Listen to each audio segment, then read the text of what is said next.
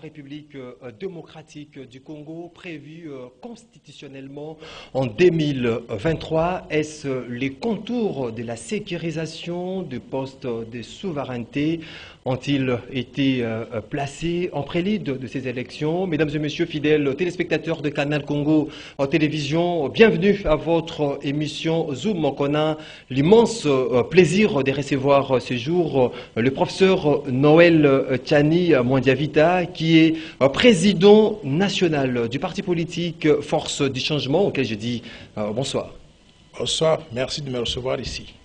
Professeur Noël Tchani, candidat déclaré déjà pour la présidentielle de 2023? Vous savez, nous à la Force du Changement, nous sommes des républicains. Et quand je dis républicains, c'est-à-dire des gens qui croient sincèrement dans le respect des textes de la Constitution, mais aussi dans le respect des us et coutumes démocratiques, comme cela se passe dans tous les pays. Quand on a eu une élection présidentielle comme celle qu'on a connue en 2018, on a un président de la République qui est sorti de ces élections-là. Il a un mandat de 5 ans. Nous croyons qu'il faut lui laisser le temps de travailler et de montrer de quoi il est capable. Il arrivera un moment où nous allons évaluer sa performance pour déterminer s'il a bien travaillé, s'il mérite d'être reconduit pour le deuxième mandat. Et si cela n'est pas le cas, on sera tout à fait justifié de se lancer dans le ring et d'essayer d'apporter des actions correctives pendant le quinquennat qui commencera en 2024. Alors, pour l'instant, nous ne sommes pas encore là. La Force du Changement ne s'est pas encore prononcée pour la présidentielle. Mais néanmoins, vous comptez rafler des postes législatifs nationaux et provinciaux. Et je dis bien que tous les postes seront mis sur la table. Président de la République, députés nationaux, sénateurs, tous ces postes-là seront sur la table. Mais pour l'instant, ce n'est pas encore le moment de se prononcer là-dessus. Avec le professeur Noël Tchani, nous allons passer au crible ou faire les décryptages de tous les différents sujets d'actualité en République démocratique du Congo. Ouvrons le bal à professeur Noël Tchani avec la loi électorale sous examen au niveau de l'Assemblée nationale, portée par le groupe des 13, avec à sa tête Délice Sanga, une loi baptisée loi Lokondo. En fait, dans cette loi, la proposition que vous avez faite sur la congolité semble être supprimée. Quelle lecture faites-vous de cette loi sous examen déjà au niveau de l'Assemblée nationale en perspective des élections de 2023? D'abord, je voudrais apporter une correction. La loi que nous avons mise sur la table ne porte pas sur la congolité. La congolité, c'est un terme savant inventé par les ennemis de la République, qui ont voulu mettre dans les têtes des Congolais l'idée qu'on fait la distinction entre Congolais et qu'il y a des Congolais qui seront exclus de la nationalité congolaise. Ils veulent invoquer les mauvais souvenirs de la Côte d'Ivoire, où il y a eu le principe de l'ivoirité, où certains Ivoiriens, représentant près de 26% de la population, ou 7 millions d'habitants sur les 26 millions d'habitants de la Côte d'Ivoire, tous ceux qui sont originaires du Nord, on leur disait, vous n'êtes pas Ivoiriens.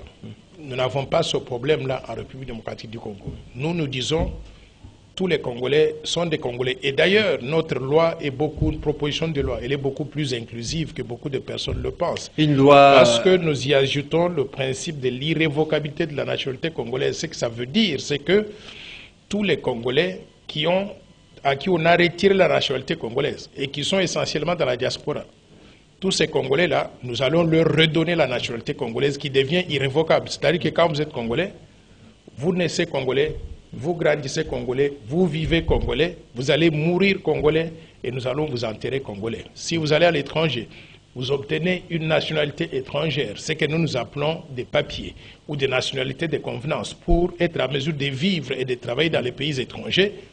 Nous saluons cela, sauf que quand vous revenez au Congo, nous vous reconnaissons toujours comme étant l'un de nôtres, vous êtes toujours Congolais. Par conséquent, l'idée de congolité, c'est une mauvaise idée, c'est un mauvais concept. Donc ce n'est pas une proposition de loi qui est discriminatoire? Pas du tout, bien au contraire. Comme je viens de le démontrer tout à l'heure, les avantages même elle est très inclusive. Pourquoi? Parce qu'en adoptant notre proposition de loi, on aura 10 millions de Congolais qui ont perdu la nationalité congolaise, qui vont recouvrir la nationalité congolaise. Alors, est-ce que nous sommes inclusifs en redonnant la nationalité à 10 millions de personnes ou pas? Nous sommes très inclusifs. Il ne faut pas que certains individus qui sont dans des situations particulières et qui ne peuvent pas justifier leur appartenance à la République démocratique du Congo essayent d'entraîner tout le monde dans des mensonges. Nous disons, tous ceux qui sont de père ou de mère congolais sont des Congolais. Pendant toute leur vie, ils ne peuvent pas perdre la nationalité congolaise, mais ne peuvent accéder aux fonctions de souveraineté qui sont très sensibles que des Congolais nés de père et de mère congolais d'origine, pour la simple raison que nous voulons nous assurer de la loyauté à 100% à l'égard de la République démocratique du Congo. En vous entendre parler, votre proposition de loi vise principalement à la protection des postes de souveraineté de notre pays, notamment la présidence de la République. Aujourd'hui, avec cette loi qui est sous examen au niveau de l'Assemblée nationale, est-ce que vous avez cette lueur d'espoir que c'est que vous défendez jour et nuit la protection des postes de souveraineté sera prise en compte? Ce sera pris en compte. Et je vais vous dire une chose. Cette proposition de loi deviendra loi et elle va être en vigueur dans ce pays pendant que nous sommes tous vivants. Et je vais vous dire ce qui se passe actuellement. Il faut l'espérer en 2028 ou en 2023. Avant 2023, j'arrive. Ce qu'il y a, c'est que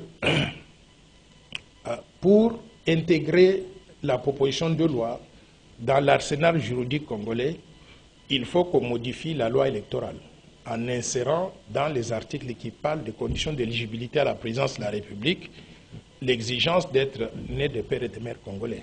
Or, pour le faire, il faut que la loi électorale soit conforme à la Constitution. La Constitution, dans sa forme actuelle, n'a pas cette disposition. Il faut donc modifier 2 articles de la Constitution. L'article 10 de la Constitution, qui dit que la nationalité congolaise est une exclusive, on va dire qu'elle est irrévocable. Donc, on ouvre la loi à la double nationalité. Maintenant, l'article 72 de la Constitution, qui dit que pour être candidat à la présidence de la République, il faut être congolais d'origine. Nous allons ajouter virgule, né de père et de mère congolais. Donc, on doit modifier la loi électorale et on doit modifier la Constitution. Mais ce n'est pas à l'ordre du jour. Simultanément, j'arrive, laissez-moi terminer mon idée. Simultanément, donc les 2 textes doivent être conformes. Or, pour modifier la Constitution, même dans un seul article ou dans 2 articles comme nous le proposons, il ne faut pas que le pays soit pendant la période d'état d'urgence ou d'état de siège. C'est ça qui bloque. Ce n'est pas un individu quelconque qui a été corrompu. Non, ce n'est pas le groupe de G13 qui bloque. Pas du tout, ils ne vous disent pas la vérité. Ce n'est pas du tout un individu qui a été corrompu. C'est la circonstance, les contextes actuels avec l'état de siège. Le contexte actuel, c'est parce que le pays se trouve pendant l'état de siège. À la minute que l'état de siège est levé, nous allons retourner à l'Assemblée nationale. On va remettre la modification constitutionnelle sur la table pour qu'on puisse modifier la Constitution. Et on va à la même minute aussi simultanément modifier la loi électorale. Et les 2 vont inclure donc les éléments dont je viens de parler, l'irrévocabilité de la nationalité congolaise, mais également la question d'être né de père et de mère pour être éligible à occuper les fonctions de souveraineté parmi lesquelles le poste de président de la République. Mais il est important aussi que je dise aux compatriotes quels sont les postes de souveraineté dont il est question. Parce qu'il faut que les gens comprennent ce que nous essayons de faire. Les postes de souveraineté sont les suivants.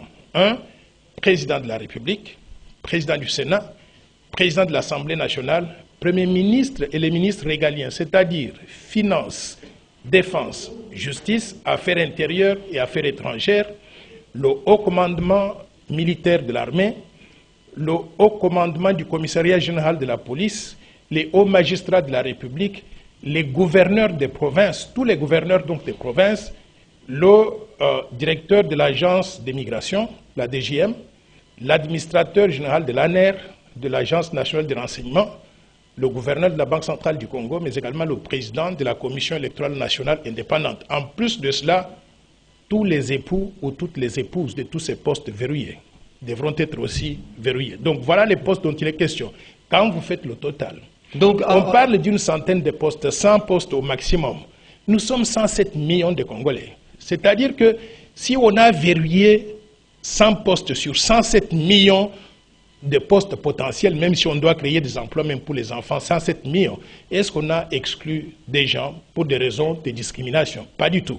Allez dans d'autres pays comme en Zambie. En Zambie, ils ont dit que pour être candidat à la présidence, il faut être zambien et avoir les deux parents qui sont zambiens d'origine. Est-ce qu'il y a eu, professeur Noël Tchani, est-ce qu'il y a eu déjà une enquête au préalable qui vous fait dire que ces postes de souveraineté aujourd'hui dans notre pays est parfois occupés par les étrangers?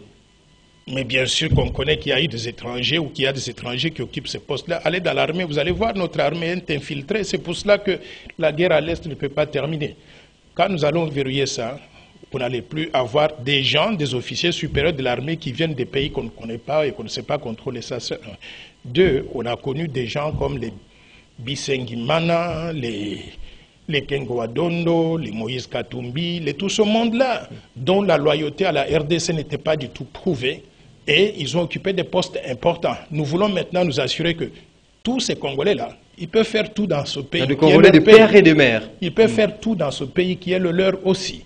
Sauf qu'on doit limiter ce qu'eux, ils peuvent faire par rapport aux Congolais d'origine qui sont 100% Congolais de père et de mère, qui pourraient occuper en ce moment-là des postes de souveraineté que je viens donc d'énumérer. Je vous vois très confiant que votre proposition aura bien évidemment une fin favorable, mais lorsque vous avez épinglé même le fait que les blocages résideraient par l'état des sièges, la situation sécuritaire de notre pays qui est toujours volatile, pensez-vous que l'état des sièges sera un jour levé avant même 2023? Bien sûr que oui. Il y a beaucoup d'évolutions en ce qui concerne la situation sécuritaire à l'Est.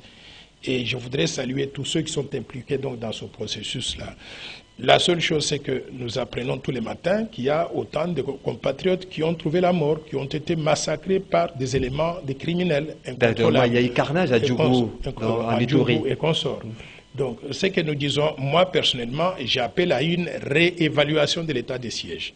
C'est-à-dire que toutes les parties prenantes doivent se retrouver autour de la table, qu'on puisse avoir les éléments sur le terrain et qu'on fasse le bilan pour voir avant l'état des sièges quelle était la situation, quelle est la situation aujourd'hui et qu'est-ce qu'il faut pour qu'on ramène la paix, la sécurité totalement à l'est de la République comme sur l'ensemble du territoire national. Après cette réévaluation-là, nous allons déterminer comme des gens intelligents s'il faut continuer l'état des sièges et pendant combien de temps ou bien s'il faut y mettre fin. Donc, mais faisons cet exercice-là avec des éléments à l'appui plutôt que de sauter à des conclusions sans connaître réellement la situation sur le terrain.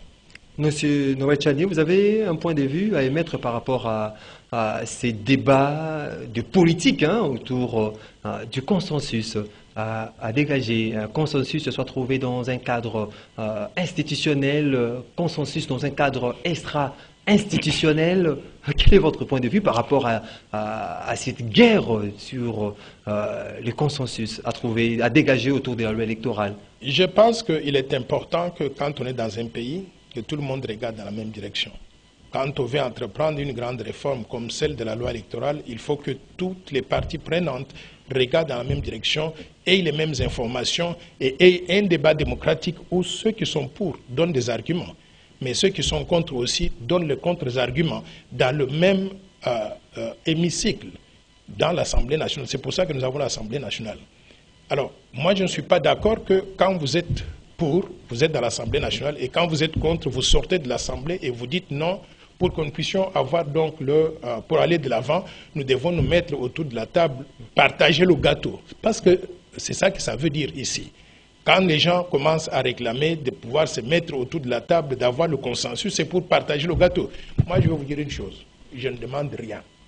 Pas un seul petit morceau de gâteau à partager en refusant de laisser le processus démocratique fonctionner. Donc ce que je demande, c'est que tous ceux qui ne sont pas d'accord, qu'ils aillent à l'Assemblée nationale. qu'ils expriment leur point de vue. Donc que les consensus soient trouvés à l'Assemblée nationale. À l'Assemblée nationale. Je ne veux pas qu'il y ait des dialogues. Donc vous avez l'expérience passée sur les dialogues de consultation, concertation, dialogue entre politiques qui se termine par le partage de gâteaux, de postes, des responsabilités. Je ne fais pas partie des gens qui réfléchissent de cette façon-là. Je considère que quand on a une Assemblée nationale, et surtout quand vous avez des députés là-bas, vous pouvez vous faire entendre. Regardez, moi je n'ai même pas de députés à l'Assemblée nationale, mais je me fais entendre. Pourquoi? Parce que quand j'ai un point de vue à donner, je le fais soit à travers les médias, soit je trouve les parlementaires qui sont là-bas et je leur dis, voici ma position, défendez cela. Alors, ceux qui ont des députés nationaux, pourquoi ils ne peuvent pas prendre les micros et défendre leur point de vue devant tout le monde? Mais ils sont catégoriques aujourd'hui, avoir la MOUCA, avoir l'FCC, sont catégoriques. Ils ne veulent pas trouver le consensus au sein de l'Assemblée nationale, estimant que l'Union sacrée, les députés de l'Union sacrée sont majoritaires au niveau de l'Assemblée nationale, que leur voix sera étouffée. Je voudrais leur demander une chose, qu'ils nous signent un papier, qu'ils annoncent devant le peuple congolais que si on avait à faire ces dialogues-là, ils ne vont demander aucun poste dans le gouvernement de l'Assemblée nationale. Qu'ils nous signent un papier et qu'ils le disent avant qu'ils s'engagent.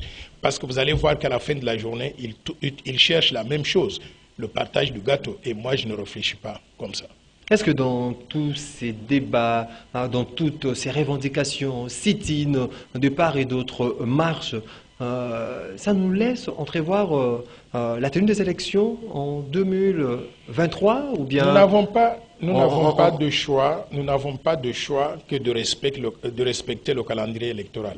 La CENI, la Commission électorale nationale indépendante, elle est mise en place pour ça. Il faut lui donner des moyens, tant au niveau national qu'au niveau de la communauté internationale, pour lui permettre de faire son travail et de faire toutes les étapes préparatoires qui vont mener à l'organisation des élections au plus tard en octobre 2023. Donc, nous devons tenir à cela. Parce que si nous commençons à sortir encore de ce calendrier électoral pour entrer dans les histoires donc des glissements et consorts, c'est que ce pays est mal sorti, est mal parti. Nous n'allons jamais avoir des institutions stables. Pourquoi? Parce que à l'issue de chaque élection, il y a des gens qui vont refuser de reconnaître les élections et qui vont commencer à réclamer de partage le gâteau, toujours avec les histoires de trouvons des consensus. Parce que telle personne n'est pas satisfaite ou tel parti politique ne se retrouve pas, allons donc à la mangeoire. Moi, je ne suis pas d'accord. Je tiens à ce que les délais constitutionnels soient respectés. Et je vais d'ailleurs faire Noël Tchani n'a jamais été invité à la mangeoire. Je n'ai jamais participé à la mangeoire et j'estime que ce n'est pas comme ça que le pays devait fonctionner. S'il y a des gens qui sont intègres... Noël Tchani ne réclame pas un poste. Je vais vous dire une chose, que je suis très bien comme je suis là. Le poste que j'ai réclamé, c'est celui d'être président de la République. Vous savez, si j'étais président de la République, j'aurais tiré ce pays-là par le nez et j'aurais transformé fondamentalement la façon dont la RDC est structurée et fonctionne. Avec votre loi Marshall? Avec le plan Marshall. C'est une vision de développement. Je continue à penser que ceux qui ont des visions de développement, qu'ils les mettent sur la table, qu'on puisse comparer et qu'on sache qui a les meilleures idées pour gérer le pays. Et moi, je vous assure que le plan Marshall est revisé. C'est-à-dire celui que j'ai présenté en 2018, là. Il est mieux aujourd'hui parce que je l'ai mis à jour pour tenir compte des effets de la crise russo-ukrainienne, mais également de la pandémie de Covid-19. Nous avons aujourd'hui un plan Marshall qui est une véritable vision pour transformer ce pays, pour sortir de la situation du sous-développement, en faire un pays émergent à l'espace de 15 ans, créant au passage des emplois et des opportunités pour tout le monde et surtout embarquant les Congolais dans le processus de développement, chose qui n'a jamais existé jusqu'aujourd'hui. Espérons qu'un jour, vous deviendrez président de ces pays. Espérons. Il est permis de rêver. Hein? Vous savez, Dieu est tout grand et tout puissant. Quand il a tracé, les Maliens disent au Mali, quand c'est marqué sur votre visage que vous allez le devenir, il n'y a personne qui va vous empêcher. Malheureusement, beaucoup de personnes ne peuvent pas lire cela aujourd'hui. Pourquoi? Parce qu'il n'y a que Dieu qui connaît ce qu'il a marqué sur mon visage ou sur le visage de chacun de nos compatriotes. Et s'il a déterminé que je serai président de la République, on va y arriver. Professeur Noël Tchani, avec toutes les innovations qui requièrent cette nouvelle loi sous examen au niveau de l'Assemblée nationale, pensez-vous que nous irons aux élections crédibles, transparentes et apaisées en 2023? C'est mon souhait. Et ça doit être le souhait de tous les Congolais. Je disais tout à l'heure, là, quand on a de délai constitutionnel, il faut apprendre à les respecter. Maintenant, il y a des étapes préparatoires qui peuvent rassurer tous les Congolais pour montrer qu'on aura des élections crédibles et transparentes. C'est pour ça que les innovations qui sont introduites dans le cadre de la loi électorale, il y en a qui font du sens, il y en a qu'il faut élaquer. Et je voudrais dire par exemple que si nous avons une loi électorale qui n'inclut pas les conditions d'éligibilité des pères et des mères, dans cette loi-là, c'est que cette loi-là, elle est biaisée. Elle est pilotée par des gens qui sont achetés avec de l'argent pour faire offense, pour faire objection. Il faut qu'il y ait cette acception de père et de mère. Il y a des gens qui sont payés pour défendre le point de vue des individus et éviter de représenter le point de vue des Congolais. Vous savez, j'ai été dans une réception hier, quelque part. La réception, la fête avait commencé depuis 18 h. Je suis arrivé à 19h30. À la minute, la salle était pleine. À la minute que je suis entré dans la salle, littéralement, c'était comme un brouhaha qui sortait de là. Tout le monde a crié de père et de mère. Et j'ai compris que nos compatriotes, ils ont compris.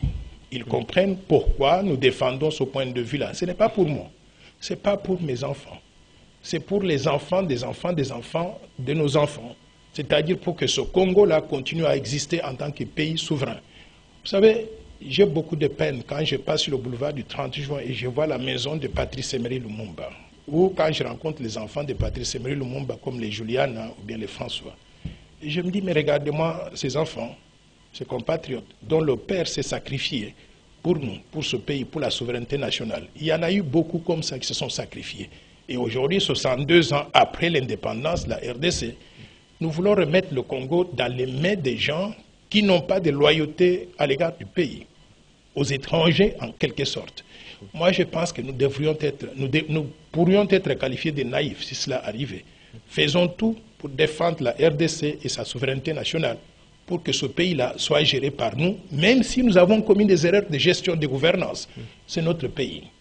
Pour que demain, après-demain, on laisse le Congo dans les mains toujours des Congolais, des gens qui sont les propriétaires de ce pays.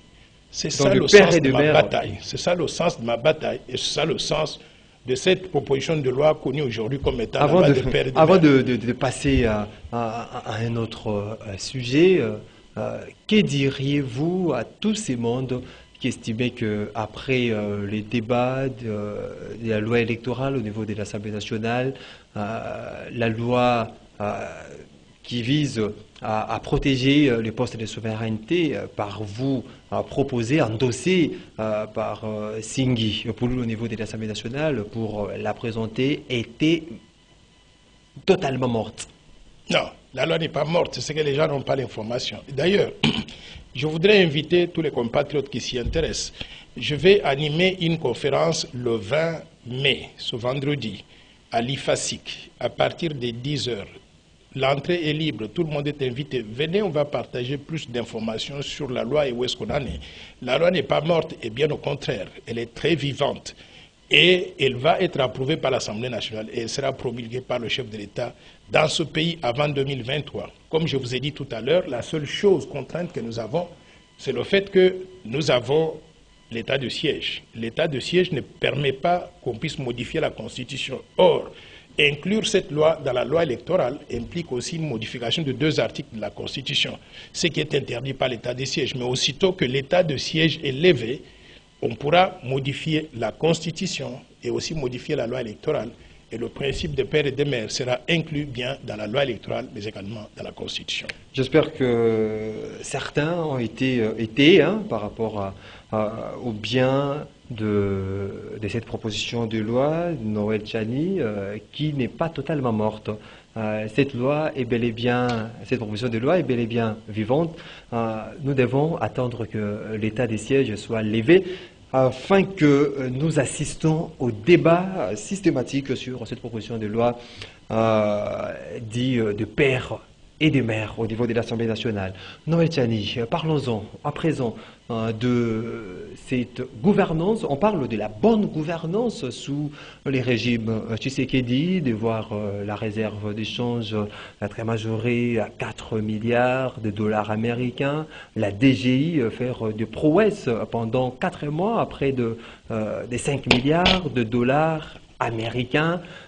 historiquement, hein, c'est quelque chose d'historique, même événement pour la République démocratique du Congo. Est-ce qu'on peut parler de la bonne gouvernance au moment où d'autres sons des cloches parlent d'une mauvaise gestion, d'une mauvaise gouvernance en République démocratique du Congo? Oui. Bon, d'abord, je voudrais dire que lorsque Joseph Kabila partait du pouvoir, il avait laissé les réserves d'échange au niveau de 1,2 milliard, environ 1,2 milliard de dollars. Et si on parle de 1,2 milliard de dollars de réserves d'échange, et on est aujourd'hui autour de 3,8 milliards de dollars de réserves d'échange, et c'est qu'il y a une certaine évolution positive qu'il faut saluer, qu'il faut reconnaître. Maintenant, est-ce qu'on est sorti de l'auberge? Est-ce que c'est ça la bonne gouvernance? Moi, je dirais que nous devons peut-être prendre notre mal en patience. Nous avons encore beaucoup de choses à faire pour qu'on puisse parler de la bonne gouvernance dans notre pays. Je voudrais vous donner deux ou trois exemples. Des signaux de cette bonne gouvernance? Je voudrais vous donner deux ou trois exemples pour expliquer. Déjà, les 3,8 milliards de dollars de réserves d'échange proviennent d'où? Elles proviennent, des contributions des bailleurs de fonds. C'est-à-dire l'argent de l'extérieur que nous, on n'a pas produit, on nous l'a donné sous forme de dons ou de prêts et c'est allé dans des réserves d'échange. Je ne devrais pas souhaiter que nous puissions nous taper sur les épaules pour ça parce que ça ne viendra pas tous les jours. Deuxième élément, il y a les effets du code minier qui prévoyait qu'à partir de telle année, les entreprises minières allaient payer autant qui allaient entrer dans les caisses de l'État. Donc il faut saluer les efforts d'aujourd'hui, mais il faut aussi saluer ceux qui avaient mis en place le code minier qui prévoyait ces entrées financières-là. Mais au-delà de cela, je souhaiterais que nous puissions relativiser les choses. Pourquoi? Parce que les réserves d'échange, ce n'est pas le signe de succès d'un pays. Et quand on a un pays de 107 millions d'habitants, et on parle de réserves d'échange de 4 milliards de dollars, moi je pense que c'est rien par rapport à ce que ce pays est capable de dégager. Au-delà de la réserve d'échange, de la DGI qui fait des dépassements des assignations prévues. Pourquoi est-ce que la DGI ne le faisait pas hier? Parce que tout l'argent était volé. Les individus qui travaillaient là-bas, ils prenaient l'argent qui devait aller dans les caisses de l'État, ils mettaient ça dans leur poche privée. J'ai entendu même au niveau du ministère des Finances, des gens qui achetaient des avions, des petits fonctionnaires de l'État qui arrivent à acheter des avions avec l'argent du Trésor public. Donc c'était du n'importe quoi qui s'est passé hier. Si auparavant maximisé de 3 millions de dollars américains par mois, aujourd'hui il y a un terme de milliards qui sont mobilisés par mois. J'arrive. Donc ce que je veux dire, c'est que toutes ces régies financières-là, on doit regarder leur performance pour voir est-ce qu'elles peuvent faire mieux que ce qu'elles faisaient hier. Et pourquoi hier elles ne le faisaient pas, aujourd'hui elles le font. Donc s'il y a un semblant d'état de droit avec le contrôle effectué par l'IGF, l'Inspection générale des finances, tant mieux. Et je voudrais saluer donc ces efforts-là. Mais je voudrais aussi relativiser les choses. Pourquoi? Parce que moi, je pense que nous ne devons pas commencer à applaudir qu'il y a autant de réserves d'échange dans les caisses de l'État pendant que nous avons des compatriotes qui n'ont rien ressenti dans leur assiette de la ménagère. Pourquoi? Parce que dehors, on ne peut pas parler donc d'une accumulation de réserves d'échange pendant qu'il y a aussi accumulation de la dette intérieure.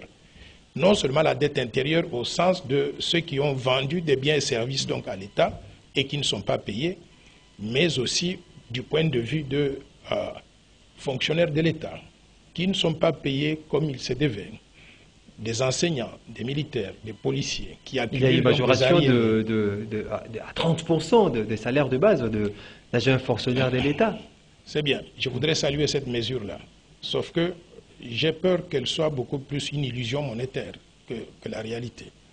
Pourquoi? Parce que quand vous regardez sur le marché des biens et services, l'augmentation des prix a été de combien? S'il y a eu augmentation des prix de 30, 40, 50% et qu'il y a eu augmentation aussi des salaires de 30 à 45%, c'est que sur le plan du pouvoir d'achat net, on n'a pas fait beaucoup de progrès.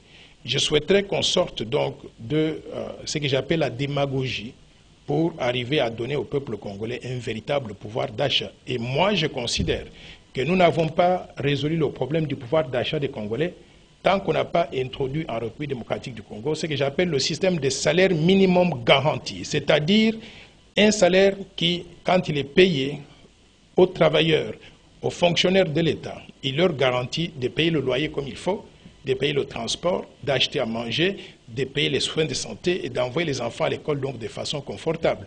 Et dans le cadre du plan Marshall de Noël Tchani pour la reconstruction et le développement de la RDC, j'avais déterminé que ce salaire minimum garanti qui puisse permettre à quelqu'un de vivre correctement est d'au moins $1000 par mois. Je suis écœuré quand je vois des policiers, des militaires, des enseignants qui touchent encore $100 par mois. Et si on leur ajoute 30% de cela, c'est-à-dire $130 par mois, c'est toujours insuffisant pour arriver à vivre. Donc, faisons des efforts collectivement pour ramener ce salaire minimum garanti à un niveau qui soit acceptable. Et cessons donc d'applaudir pour des choses qui sont beaucoup plus cosmétiques, mais qui ne traduisent pas une amélioration considérable du pouvoir d'achat des Congolais. Mais qu'est-ce que fait que le fait qu'il y a majoration, les dépassements des assignations prévues par la DGI, réserve d'échange, augmentation de la réserve d'échange, mais cela n'est pas ressenti auprès de la population. C'est ce que je venais de dire tout à l'heure. Là. Quand vous augmentez les salaires de 30% à 45% et que les prix sur les biens et services, sur les marchés des biens et services augmentent aussi de 30 à 50%, quand vous regardez le pouvoir d'achat net, il n'a pas connu une amélioration considérable. Donc les gens sont contents parce qu'ils disent que la semaine dernière, j'ai gagné 100 000 francs congolais par mois comme salaire et aujourd'hui, on m'a donné 130 000 francs congolais. Mais les gens ne se posent pas la question de savoir, avec 100 000 francs congolais, j'étais incapable de payer mon loyer et ma nourriture. Avec 130 000 francs congolais, je suis incapable de payer mon loyer et ma nourriture. Donc il n'y a pas eu une amélioration considérable. Ce que je souhaite, c'est que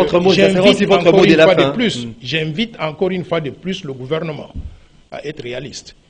Réfléchissons sur la mise en place du système de salaire minimum garanti indexé, qui pourra refléter le véritable pouvoir d'achat des Congolais, pour que quand on leur donne un salaire, tenant compte de ce système de salaire minimum garanti indexé, ça puisse se traduire par une amélioration du pouvoir d'achat, plutôt qu'avoir des statistiques qui, on dit, amélioration du taux de croissance, amélioration, augmentation donc de la masse salariale d'autant, et ainsi de suite, mais à la fin de la journée, le pouvoir d'achat n'a pas changé donc d'un iota. Il faudrait que nous soyons donc réalistes, et j'invite le gouvernement à tenir compte de ces remarques-là.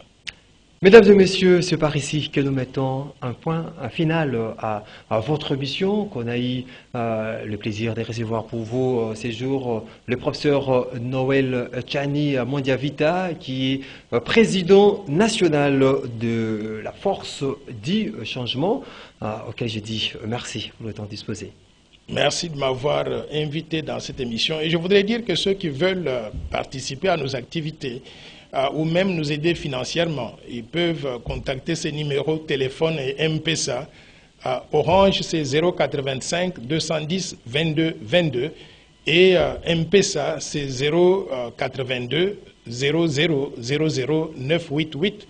Envoyez vos contributions financières, ça nous aidera à faire beaucoup plus d'activités pour amener la force du changement au niveau national, pour que nous puissions jouer un rôle beaucoup plus important et mettre en œuvre le plan Marshall que nous avons conçu pour le développement de la RDC. Je vous remercie. Vous étiez nombreux à suivre cette émission à travers le monde. Je vous dis merci de votre sympathique attention. Une émission réalisée de main de maître par Fiston Atunga. Olivier Longango était derrière les caméras pour vous présenter ces belles images. Je vous retrouve très prochainement pour un autre numéro.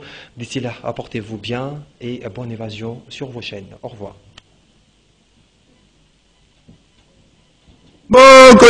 Congo